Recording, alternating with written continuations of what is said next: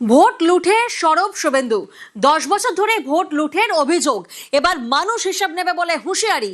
ফলতায় প্রচারে দাবি শুভেন্দু অধিকারীর।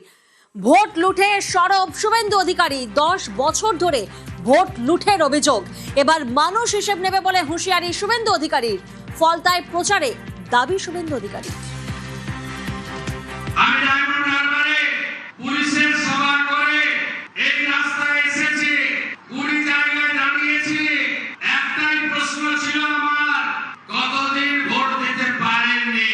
বলল ভাইপো যতদিন এসেছে ততদিন ভোট দিতে পারিনি। পঞ্চায়েতে নমিনেশন করতে দেননি, যে কটা লোক লড়েছে ভোট দিতে দেননি, যে কটা লোক ভোট দিতে পেরেছে গুনতে দেননি, যে কটা লোক গুনে জিতেছে পঞ্চায়েত অফিসে গঠন করার দিন ঢুকতে দেননি।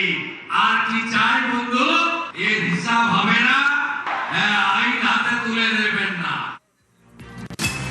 ভোট প্রচারে রণংদেহী শুভেন্দু, নাম না করে অভিষেকের সংস্থাকে হুঁশিয়ারি। সংস্থার নামে বিপুল সম্পত্তির হদিশ। পুরসভা থেকে ফাইল আনানো হয়েছে। আমতলায় প্রাসাদের মতন অফিস রয়েছে।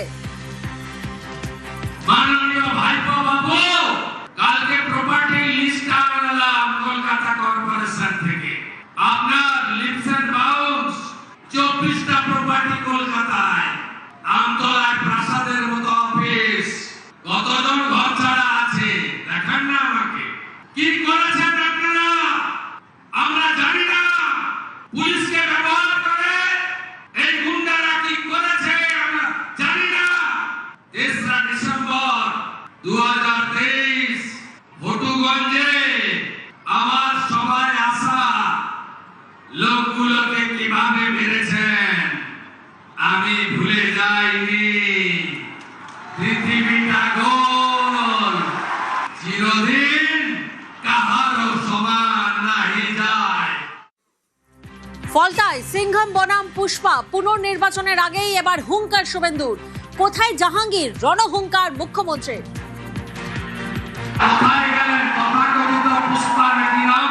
ডাকাতটা কোথায় দেখা যাচ্ছে? যত অভিযোগ করেছে সাধারণ নির্বাচনের সময় সবগুলোর বিরুদ্ধে ব্যবস্থা হবে। ফেলে রেখেছিল, জেনারেল টিকিটি করে সব এফআইআর হয়েছে। গুন্ডামি করতে দেব না, নিশ্চিন্ত থাকুন। বাইকে ঘুরতে দেব না, সাদা থান বাড়িতে ফেলতে দেব না। দেখে নেব, ভেঙে নেব, কেটে দেব। এসব অতীত।